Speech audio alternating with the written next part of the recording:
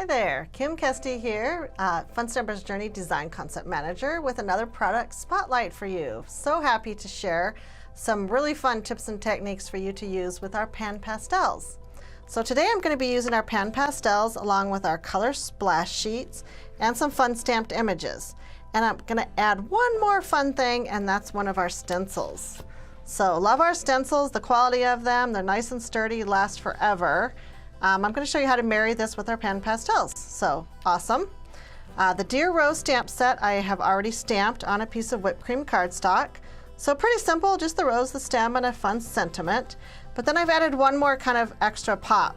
And I've taken a color splash sheet, one of our color splash sheets, and just trimmed about, I think this is about 1 1/4 inches strip. And then I'm going to pastel this with a little bit different shade and pop it right up. So I've just basically stamped it again on the splash sheet and trimmed a strip. So I'll set that aside a little bit there. So first I want to go ahead and color the background of my rose, which really means I'm going to color the entire rose with my pan pastel. And I'm going to do this fun color palette of just a really soft, kind of mostly confectionery days colors with a little pop of a little bit richer lavender. So let me start with a little bit darker tone. I'm not going to use a whole lot of this, so again, if you want to clean off your pan pastels or lighten the color, just go ahead and brush it off on a paper towel. So I'm going to get some of my rose with this color. So this is the only darker spot I want right now. Again, kind of blend that in pretty. Now I'm going to come back in with some of our pool play and start going around the edges. Again, the pan pastel is so creamy and so pigmented, I just love it. You can cover an awful lot of ground with just a few swipes. So I kind of want to go most of the way around the edges with this pool play. And then I'm going to bring in a little bit more amethyst and get this corner. I kind of want you to take note of how the stamp, the black licorice, kind of softens with the pastel.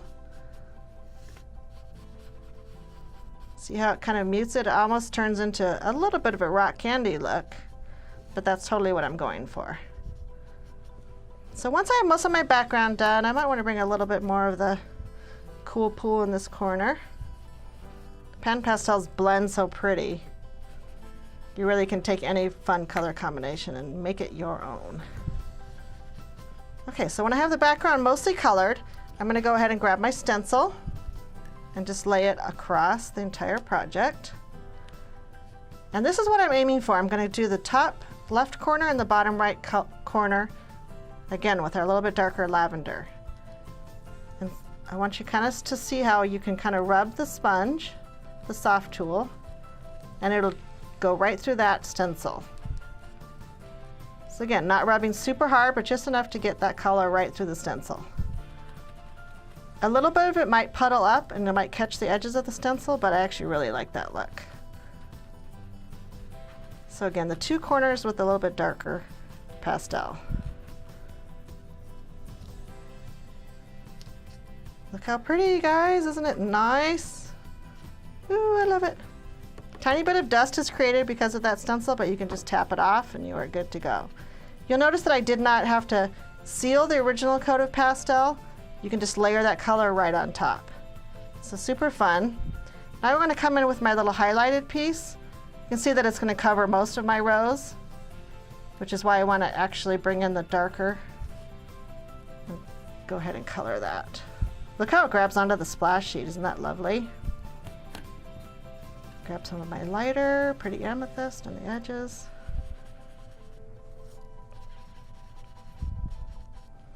I love how the splash sheet just grabs that color.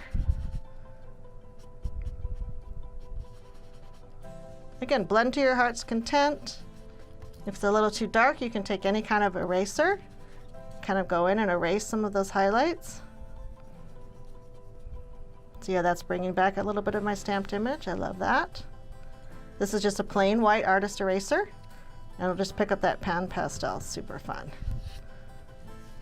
I think I'm going to take a little bit more color off the edges of this rose too for my original project. Just a little bit.